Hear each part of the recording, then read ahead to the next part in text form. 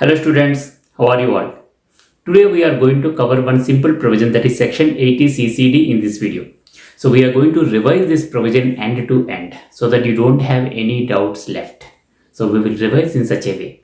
So please be stay with me for some time. Okay, this provision section 80CCD says that contribution to pension fund will be eligible for the deduction. So how much is the deduction? What are the sub provisions in this? We are going to discuss. The first thing that you need to remember in this provision is examiner will confuse you by using different names. For example, sometimes he will use pension fund.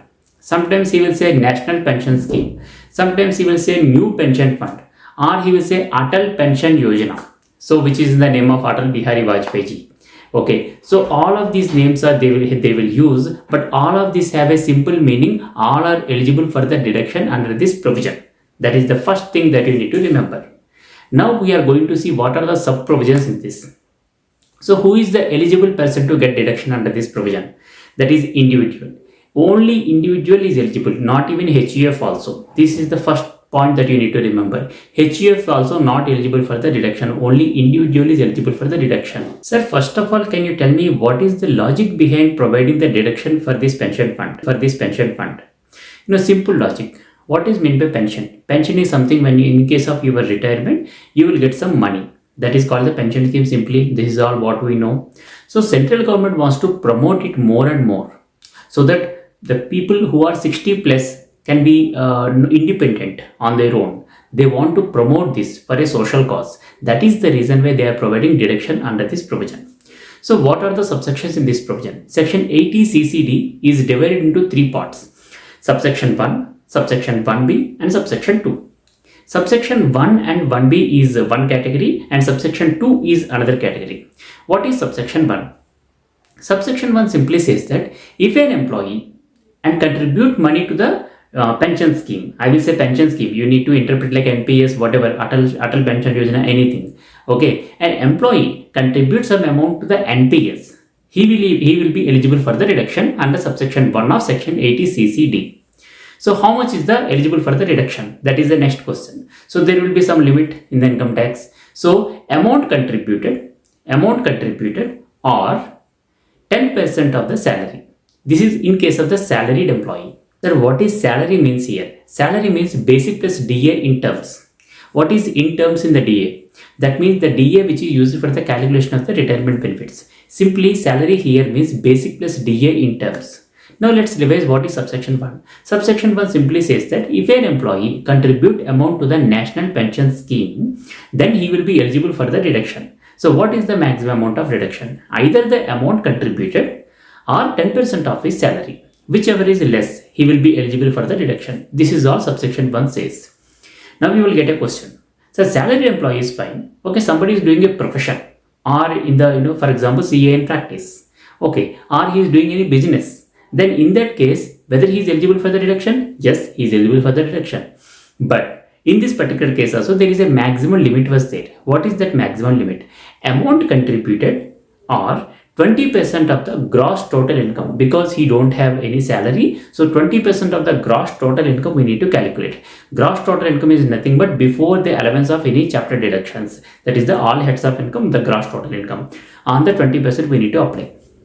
This is all about subsection 1. Now we will move on to subsection 1B. Subsection 1B is very easy. This provision only says that the SSC will be eligible for an additional deduction of 50,000.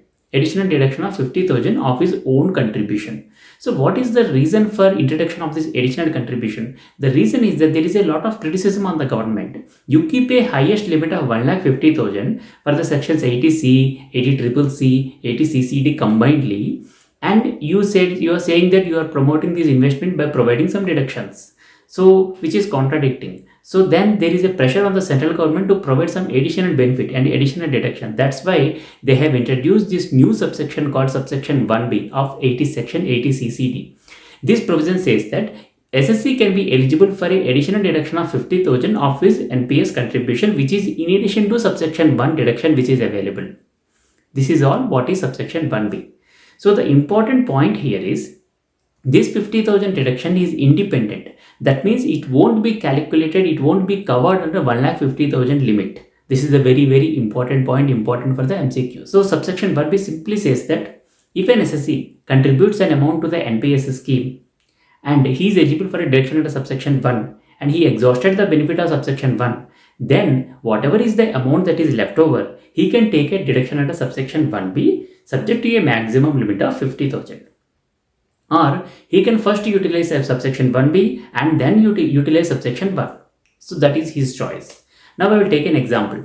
For example, my salary basic plus DA per year is 12 lakhs. And the amount that I contributed to the NPS scheme, that is pension fund, is 1,50,000 in a year. So what is the maximum amount of deduction that I will get under subsection 1? So 10% of my salary, right? 10% of my salary is how much? 1,20,000. So 1,20,000 I will get deduction under subsection 1. What is happening now? Remaining 30,000 is there. 30,000 I can utilize under subsection 1b because the maximum limit available is 50,000. So I can utilize 30,000 under subsection 1b.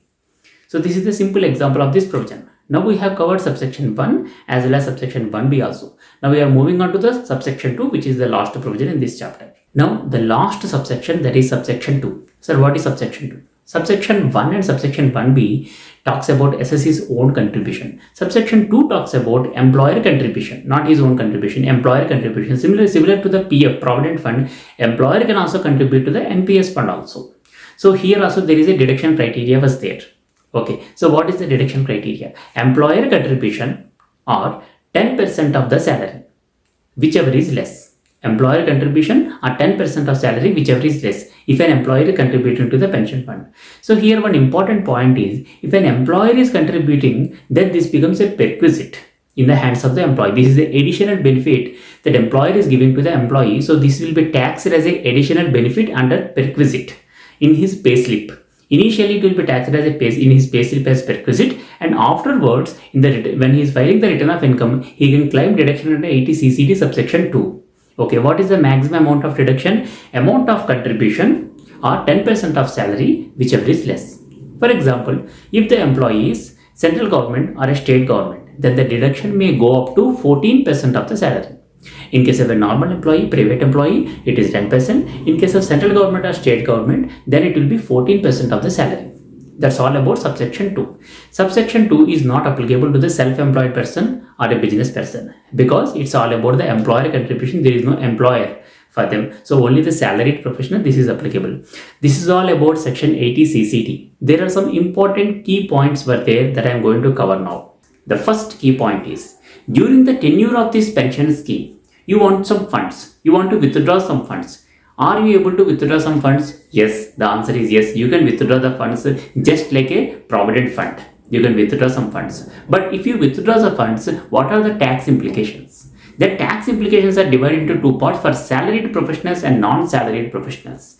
For salaried professionals, if a person withdraws some funds during the tenure of this pension fund, then he will be taxed on the 75% of the amount withdrawn. That means 25% is exempted completely. 75% he has to pay tax. For example, if he withdraws 1 lakh, then 75,000 he has to pay tax as like his income and 25,000 is exempted. In case of a non-salaried professional, like person who are doing business or profession, then it will be completely taxed.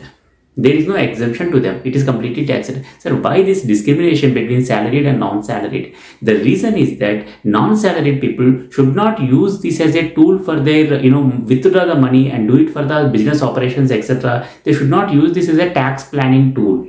Okay. For that, they want to discourage the non-salaried professionals to withdraw the funds during the term. That could be the main reason. Now, the next key point is about the closure of the account. So, you closed the account. So, in that case, you will get a lump sum amount. For example, you got around 20 lakhs amount.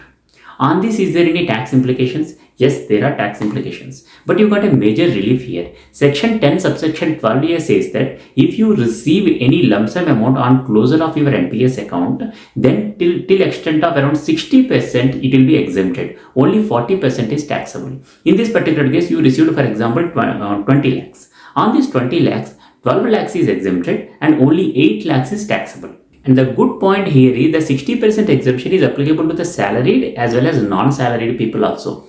They don't show any discrepancy here. All salaried as well as non-salaried people who can get the lump sum amount on the closure of the account, 60% of the amount is exempted, only 40% is taxable. Now the last key point of this provision is, you heard about section 80CCD subsection 2 when I'm talking about employer contribution to the NPS. That is applicable to the new tax regime as well as old tax regime also. Usually, these chapter deductions are only applicable to the old tax regime. New tax regime people don't get these deductions. But there is an exception here. 80CCD subsection 2, which is related to employer contribution, is applicable to the old as well as new also. This is the key point. So this is all about section 80CCD. If you want a material for this, I am able to provide, but I want to provide only on use case basis. You just message me to this number on the screen, 8500348909. To this number, you just need to WhatsApp me. I will give you the PDF copy of this particular provision material. Okay, thanks for watching and stay tuned and subscribe to this channel and forward this video to all your CA friends. Thank you so much.